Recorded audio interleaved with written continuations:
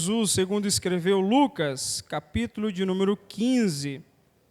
Lucas, capítulo de número 15 e o versículo 1 a seguir é o texto que nós vamos meditar aqui nessa noite e que o Senhor colocou no meu coração para trazer à igreja. Lucas, capítulo 15. Glória a Deus. Bom, Felipe, se puder aumentar um pouquinho o retorno aqui, querido, por gentileza. Glória a Deus. Todos os irmãos acharam, amém? Diz assim a palavra do Senhor, Lucas 15, verso 1. Aproximavam-se de Jesus todos os publicanos e pecadores para o ouvir. E murmuravam os fariseus e os escribas, dizendo: Este recebe pecadores e come com eles. Então lhes propôs Jesus esta parábola: Qual dentre vós é o homem que, possuindo 100 ovelhas, e perdendo uma delas, não deixa no deserto as 99, e vai em busca da que se perdeu até encontrá-la? Achando-a, põe-na sobre os ombros, cheio de júbilo, e indo para casa, reúne os amigos e vizinhos, dizendo-lhes: Alegrai-vos comigo, porque já achei a minha ovelha perdida. Digo-vos que assim haverá maior júbilo no céu por um pecador que se arrepende, do que por 99 justos que não necessitam de arrependimento. Ou qual é a mulher que, tendo 10 dracmas, se perder uma, não acende a candeia, varre a casa e a procura diligentemente até encontrá-la? E tendo achado, reúne as amigas e vizinhas, dizendo: Alegrai-vos comigo, porque achei a dracma que eu tinha perdido. Eu vos afirmo que, de igual modo, há júbilo diante dos anjos de Deus por um pecador que se arrepende. Amém, irmãos? Vamos orar? Senhor, mais uma vez em oração estamos, Senhor. Mais uma vez pedindo da Tua graça e da Tua misericórdia sobre nós, Senhor. Este culto tem sido de muita alegria, Senhor. O meu coração está jubilante em Tua presença, porque eu tenho certeza que o Senhor está em nosso meio. Nós estamos reunidos aqui, Senhor, porque a Tua presença bendita é aquela que traz paz, alegria, conforto, Senhor. E nós temos sentido tudo isso nesta noite, mas eu te peço também que por intermédio da Tua palavra o Senhor possa falar aos nossos corações, Pai. Nós somos totalmente dependentes da Tua graça, Pai. É nossa oração em nome do Senhor Jesus. Amém, meus irmãos? Tome assento por gentileza. Glória a Deus. Eu vou virar mais um pouquinho aqui, irmão André, que eu sou meio ruim de ouvido. Às vezes a gente mexe com as maquitas em casa, aí o negócio vai mexendo com o ouvido da gente também. Meus queridos, eu estava hoje pela manhã orando ao Senhor e meditando nessa passagem. E essa é uma passagem muito preciosa. Se você já leu o Evangelho de Lucas, você percebe que Lucas tem uma característica muito peculiar, que eu acho que é fantástica dentro do Evangelho. Lucas, ele tem uma mensagem extremamente inclusiva. E é difícil usar essa palavra nos nossos dias, porque a palavra inclusivo, ela tem se tornado um pouquinho desgastada, né, por alguns movimentos. Mas quando você lê o Novo Testamento, você percebe que o Evangelho fez algo revolucionário no mundo daquela época e mesmo depois dos séculos que se passaram. Estava conversando esses dias atrás com um irmão e nós estávamos refletindo justamente nesse aspecto que o Evangelho fez, porque se você estudar os dias em que o Novo Testamento foi escrito, principalmente, você vai perceber que algumas figuras, algumas pessoas da sociedade eram extremamente perseguidas e, para não dizer, extremamente menosprezadas. Há quem diga que a figura da mulher dentro da sociedade judaica daquele período, e não somente entre os judeus, mas de forma comum entre as civilizações, a mulher era tida em pé de igualdade com uma escrava. Mesmo que fosse uma mulher livre, mesmo que fosse uma mulher que fosse cidadã romana ou que tivesse alguma outra cidadania, ela era muitas vezes tida dentro da sociedade e, às vezes, pelo seu próprio marido como uma escrava desse marido. Mas quando o Evangelho, as boas novas de salvação vêm, e ele começa a ser pregado pelos apóstolos, né, e depois começa a ser escrito, uma coisa muito interessante começa a acontecer. O Evangelho de Jesus começa a quebrar barreiras, que antes, para muitos, eram barreiras que impediam muitas oportunidades, e de fato impediam. As mulheres que eram mal vistas dentro da sociedade, ou melhor, eram desvalorizadas dentro da sociedade, no Evangelho elas têm a oportunidade de terem direitos também, de participar, de cultuar, né? E de exercer seus dons dentro da igreja. E isso vai abrindo o caminho e vai abrindo a mentalidade, né, que era engessada naquela época, e vai ajudando com que o próprio Evangelho possa realçar a importância que Deus, ao criar a mulher, lhe deu. E eu vejo hoje, às vezes, alguns movimentos, né, volta e meia eu encontro na internet, alguns movimentos feministas, e agora tem até uns movimentos feministas que que se diz cristão. E eu não consigo conciliar feminismo com cristianismo, e nem machismo com cristianismo, e nada de ismo, né? Eu consigo conciliar um evangelho que me faz e te faz enxergar as coisas na perspectiva de Deus.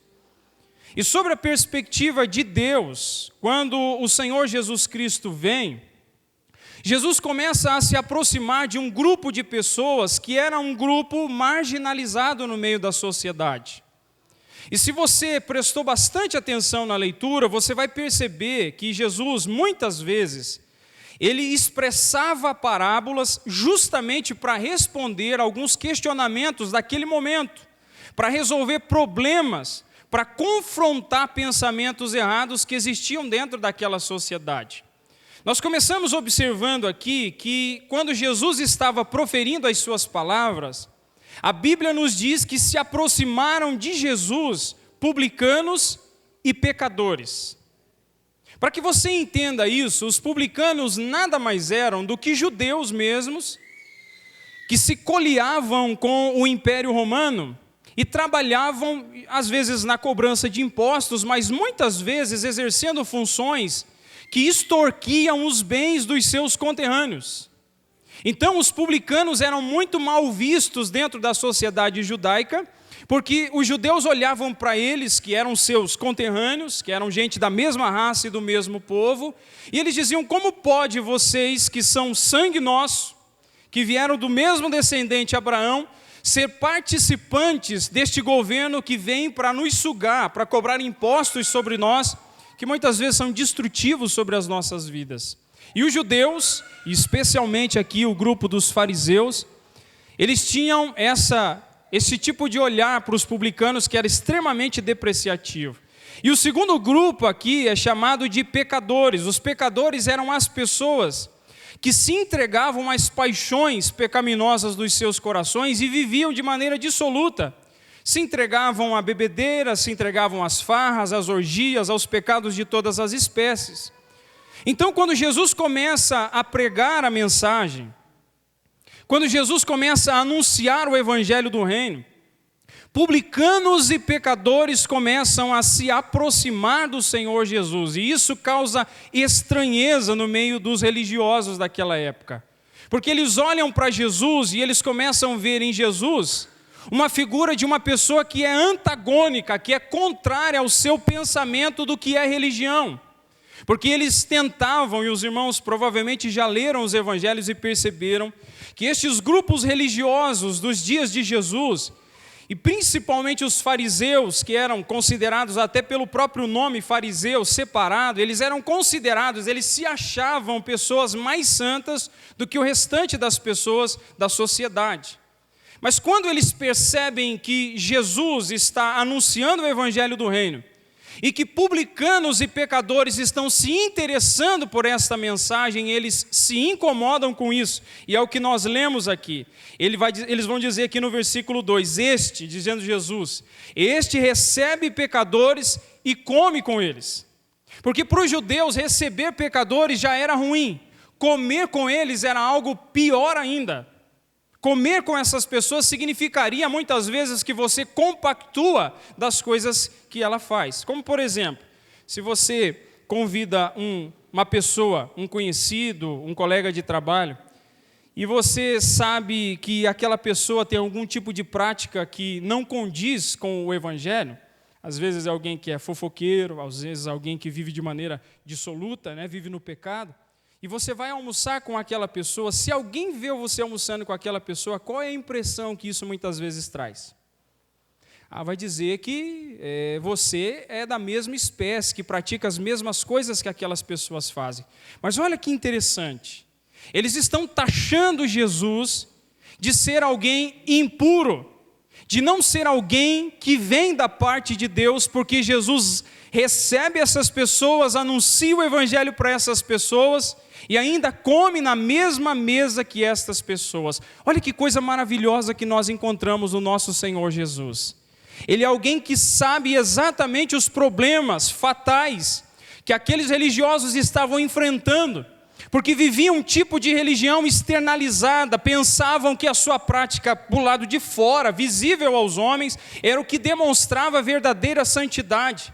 Mas Jesus, se você leu em Mateus capítulo 23, ele se levanta diante de uma das palavras mais pesadas de Jesus que ele proferiu e que foram registradas no Novo Testamento, dizendo: ai de vós, escribas e fariseus hipócritas, porque vocês são como os sepulcros caiados, estão bonitos do lado de fora, mas por dentro estão repletos de ossos de mortos.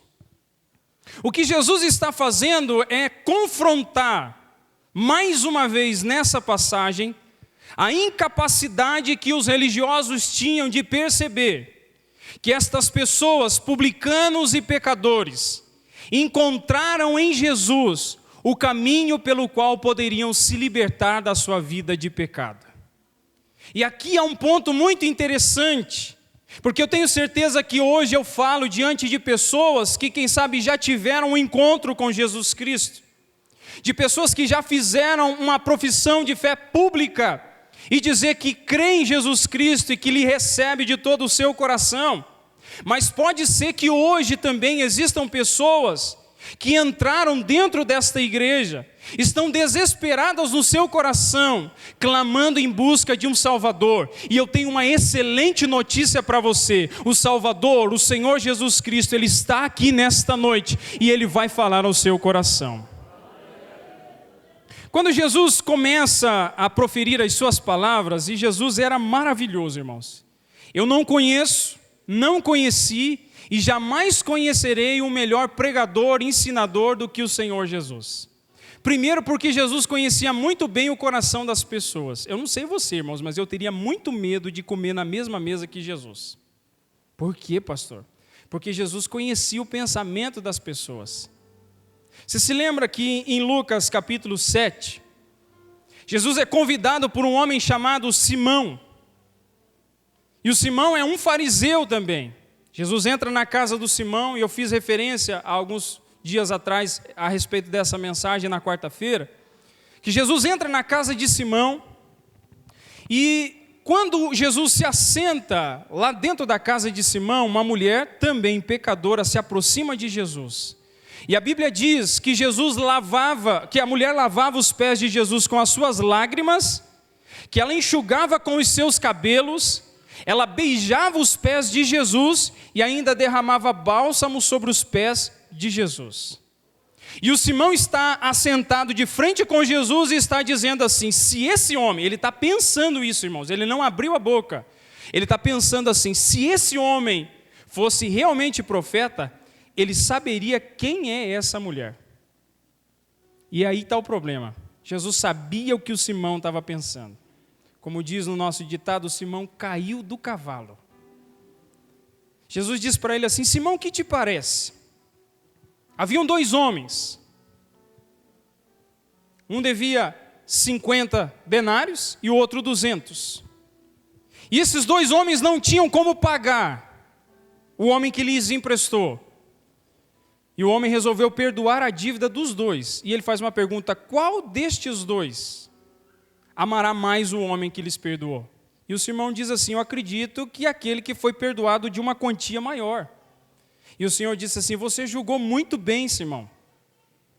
Eu entrei na tua casa e você não me deu água para lavar os pés e nem uma toalha para secar. Essa mulher está lavando os meus pés com as suas lágrimas e enxugando com os seus cabelos.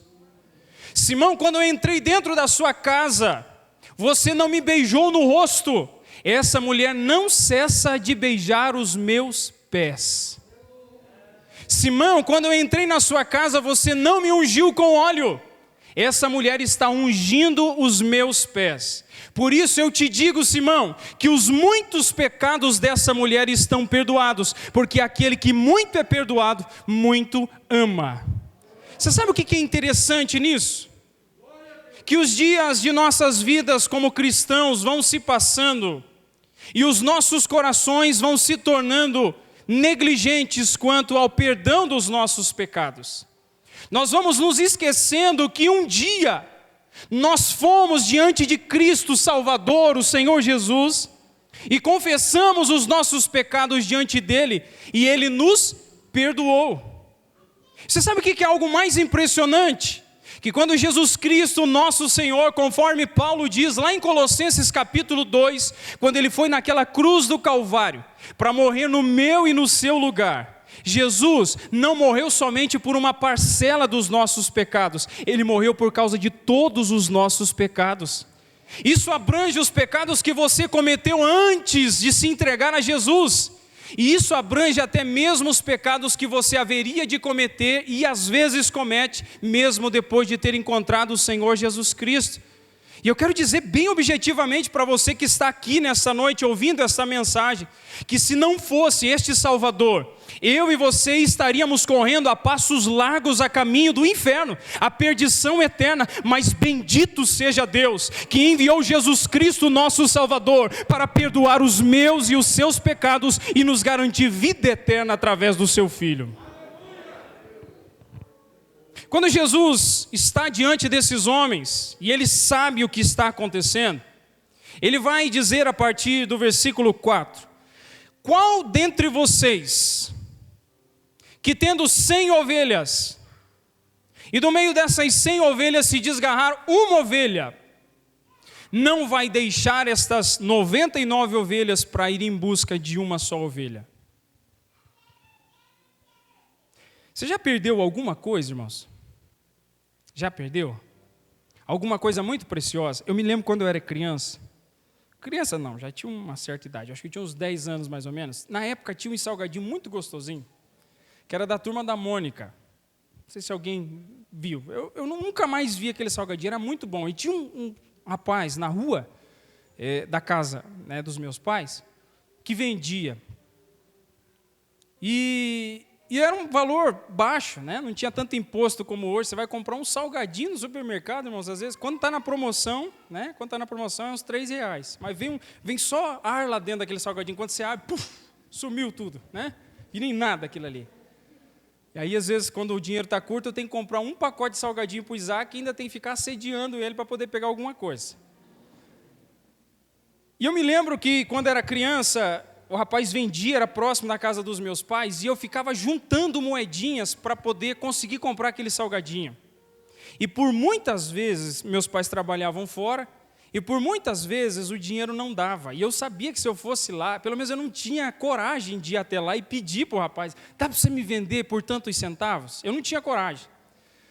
E às vezes eu chorava dizendo, aonde será que eu posso encontrar alguma moeda perdida aqui dentro dessa casa? Daí você vai na esquina do sofá tentando achar, aí você acha de tudo lá, resto de pipoca, pedaço de pastel, tem de tudo naqueles vão de sofá, né? Claro, tem gente que limpa muito bem limpo, mas às vezes você encontra umas coisas que não deveria encontrar. E a única coisa que você não encontra é uma moedinha para poder somar com aquilo que está faltando. E quando nós olhamos o nosso Senhor dizendo sobre 100 ovelhas, Ele está falando de algo que é extremamente comum nos seus dias. Era muito comum pastores de ovelhas, todos os lugares, as planícies aonde você olhava, você percebia que existia um pastor com as suas ovelhas. E agora você imagine que uma dessas ovelhas se perderia. Será que esse pastor iria atrás dela ou não iria? Jesus sabe que eles iriam. Jesus sabe que não existiria nenhum judeu que fosse capaz de ver uma das suas ovelhas se perdendo e deixar que ela fosse embora. Se fosse, quem sabe, o filho do pastor, que não é dono das ovelhas, ele podia olhar e dizer, não, deixa embora, é só mais uma ovelha, né? É igual quando a gente pede para os filhos assim, vai lá e vê se você acha tal coisa lá. Aí ele vai lá, ele dá aquela olhada assim, ó. Não achei nada. Mas não vai achar mesmo, porque não procurou direito, né? Agora, esse pastor não é alguém que passa os olhos de largo. Esse pastor é alguém que deixa as 99, como Jesus está dizendo. E olha o que ele diz no final do versículo 4. Ele deixa as 99 e vai buscar aquele que se perdeu. E ele não volta no final do versículo dizendo até que ele encontre essa ovelha. Você sabe uma coisa que eu e você muitas vezes não atentamos? É que naquele dia onde fizemos profissão de fé de receber Jesus Cristo no nosso coração, não fui eu que fui atrás de Jesus, mas foi o Senhor que estava atrás de mim, até me encontrar e até te encontrar. Existe uma mentalidade nos nossos dias, e eu tenho repetido aqui várias e várias vezes, que as pessoas não têm compreendido de maneira clara que o evangelho da salvação é um evangelho onde a ação está em Deus, aonde é Deus que vem em nossa direção para nos salvar. E eu queria que você não perdesse isso de vista. Porque tem movimentos teológicos dizendo que tem a sua capacidade, o seu entendimento, e que estão aniquilando a doutrina da graça de Deus, aonde a graça de Deus que vem ao nosso encontro, agindo nos nossos corações, para que nós, eu e você, possamos responder em fé diante da presença de Deus. Não permita que isso seja tirado, porque todas as vezes que a igreja perdeu de vista que é o nosso Deus, que vem na direção do pecador para salvar, nós começamos a criar uma salvação por méritos, por obras. E salvação por méritos e por obras, você sabe o que é? O profeta Isaías vai dizer para nós que as nossas obras, ele falando em nome do Senhor, dizendo que as nossas obras são como trapos de imundícia diante da presença de Deus. Mas eu queria trazer uma informação muito importante para você nessa noite. Se você se esqueceu por algum momento, foi Deus que veio ao seu encontro naquele dia, naquela noite, naquela ocasião, para salvar a tua vida, para te conceder graça e te fazer filho dele eternamente.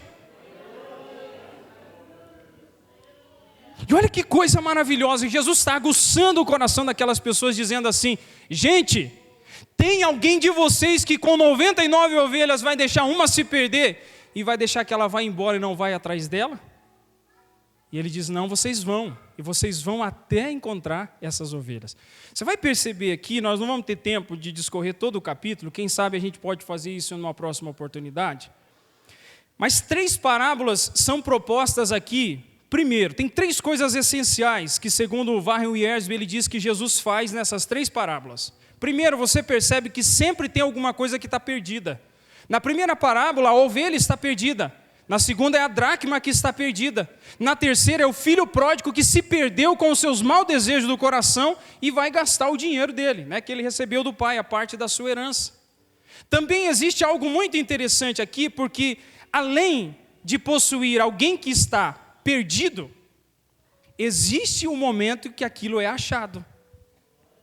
E existe ainda um terceiro momento, que aquilo que foi achado, tanto a ovelha, quanto a dracma, quanto o filho, né, pródigo e perdulário que volta, ambos, todos aqueles que estão em volta conseguem se alegrar, a não ser aquele irmãozinho, né, aquele ser que está dentro da casa do pai que não consegue se alegrar, aqui na parábola do filho pródigo, pelo irmão que voltou. Mas o que Jesus está dizendo aqui para esses homens, ele está informando: se você é capaz de ir atrás de uma ovelha que se desgarrou e se perdeu, quanto mais eu venho para dar a minha vida para resgatar as minhas ovelhas que estão perdidas. Queridos, isso aqui precisa ser muito claro nos nossos corações, porque esse é o nosso Cristo Todo-Poderoso. Ele vai dizer aos seus discípulos que ele veio buscar e salvar o que? O que? Se havia perdido. A Bíblia não vai dizer que ele veio tentar buscar e salvar aquilo que se havia perdido. A Bíblia diz que ele veio buscar e salvar aquilo que se havia perdido. E louvado seja Deus, porque nessa parábola nós encontramos algo muito precioso. Jesus vai dizer que não somente esse pastor vai até encontrar a sua ovelha, mas ele ainda vai dizer para nós aqui no versículo 5, achando-a, põe-na sobre os ombros, cheio de júbilo, de alegria. O que nós geralmente faríamos se fosse o nosso caso aqui? Alguém já perdeu um cachorro aqui que se perdeu de casa? Alguém já perdeu? Ninguém perdeu o cachorro? Então está todo mundo bem emocionalmente, né? Geralmente, irmãos, você cria muita afeição, né, nos bichinhos, né? Principalmente porque eles não falam, então é mais fácil. E aí você cria aquele carinho, cuida, né? Eu me lembro que um dia estava o Isaac e a Nicole caminhando próximo ali de casa e daqui a pouco veio um biscuitzinho desse tamanho assim, ó, um vira-latinha.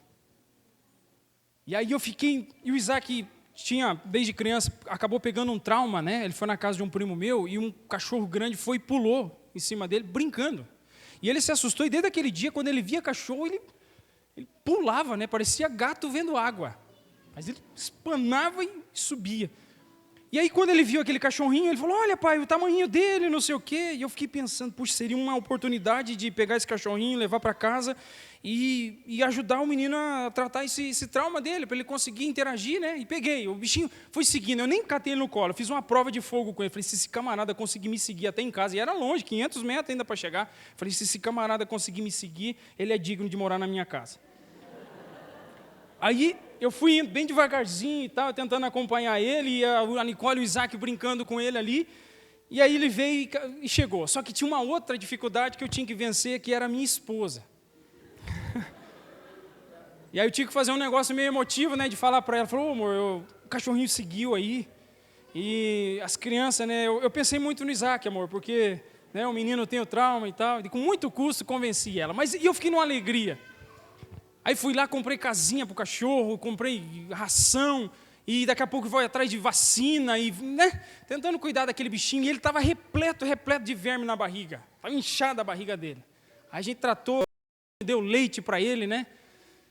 Só que aquele rapaz começou a crescer, e o quintal é pequeno, ele estava fazendo uma arruaça em casa. E a esposa disse assim, não dá para ficar mais com ele. E aí começou a me dar aperto no coração, né? Eu falei assim, gente, mas daí vai pôr na rua esse rapaz? Vai abandonar ele ali? Daí surgiu a ideia, não, vamos ver com o teu pai, se teu pai quer, ele morar na chácara, dá esse cachorro para ele, lá o cachorro tem espaço e vai embora. Tá bom, não, vamos fazer isso, para a alegria da esposa. E eu fiquei olhando, daqui a pouco o bichinho ia embora. Falei, puxa vida, né? Oh, que dó do bicho, né? Situação difícil agora, né? E foi embora, né? Foi até no carro, né? A gente levou e com muita tristeza deixei o bichinho lá, porque a gente se apega com aquele bichinho, né? É natural. Agora já superei o trauma, já estou mais tranquilo, graças a Deus. E o que é mais interessante é que se a gente perde esse animal que a gente tem uma certa afeição, estou usando aqui o animalzinho, quando você acha ele de novo, às vezes o que toma conta não é a alegria de ter encontrado de volta. Ô, seu cara de pau, você sumiu, cara. Entra para dentro de novo. E cadê a varinha? Ele não fica nem feliz de ter achado o bicho. Né? Em vez de agradecer, apareceu, que beleza. Eu falei, não era para ter sumido, rapaz. Agora imagine uma pessoa sumir, o seu filho sumir. Quando volta? Irmãos, uma outra experiência aqui, só para agregar.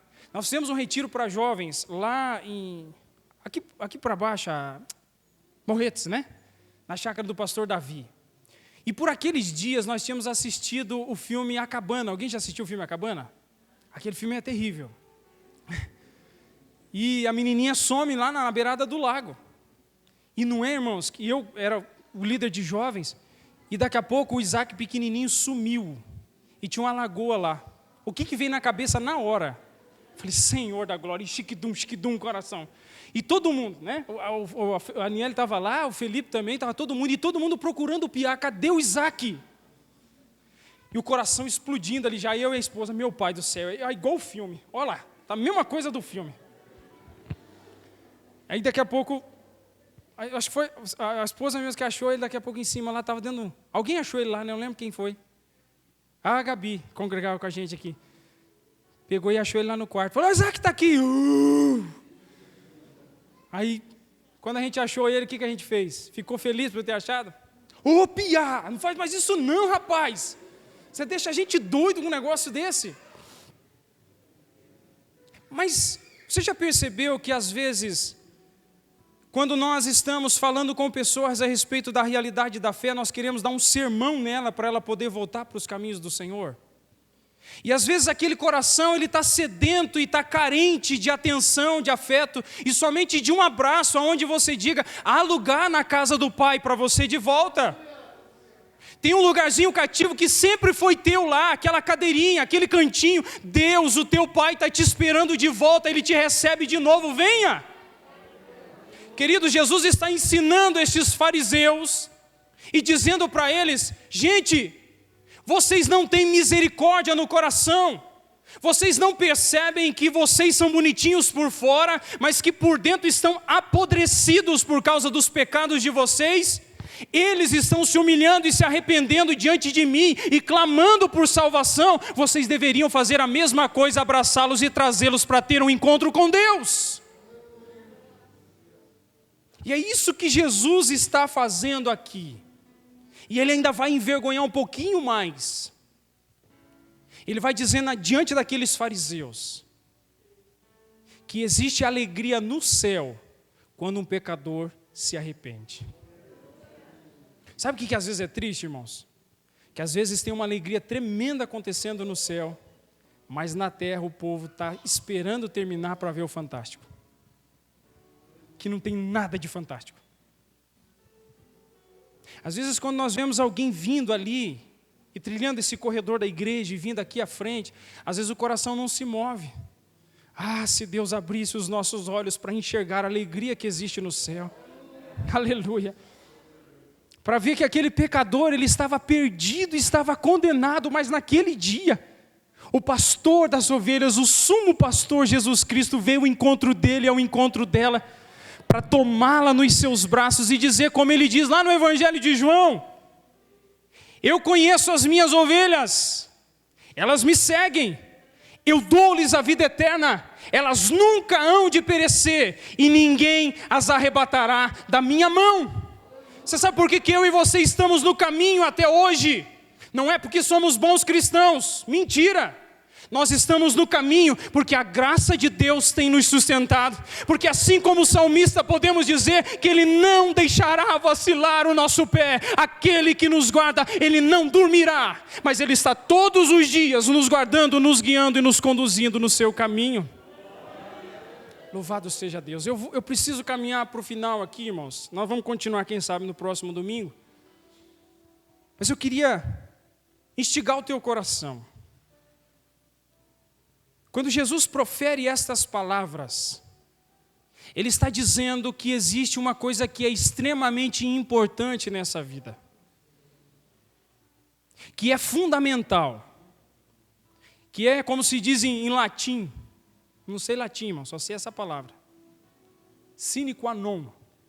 É a condição sem a qual nada pode acontecer. Aleluia. Nós estamos estudando aqui na quarta-feira a respeito das bem-aventuranças. E nós já aprendemos aqui que um bem-aventurado, alguém que é feliz, reconheceu a sua pobreza espiritual completa. É alguém que sabe que de si mesmo não existe qualquer capacidade para praticar o bem, para agradar a Deus ou apaziguar a ira de Deus.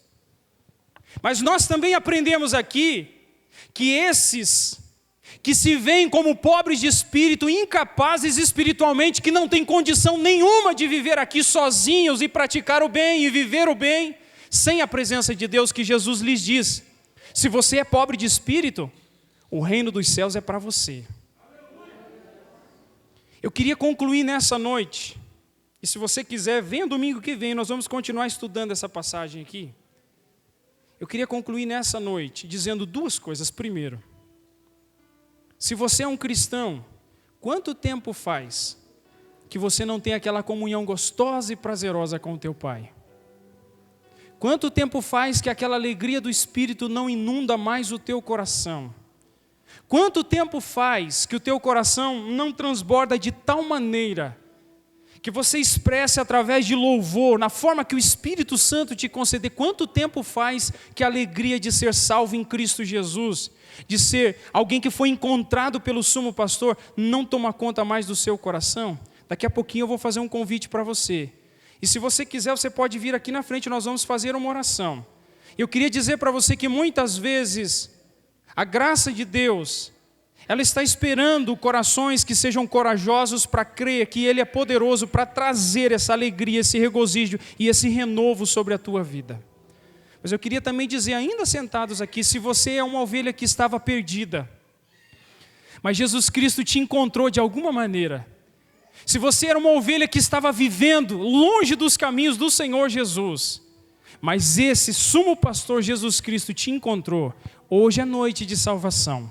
Hoje é noite onde o nome do Senhor será glorificado na vida daqueles que se renderem diante dos seus pés.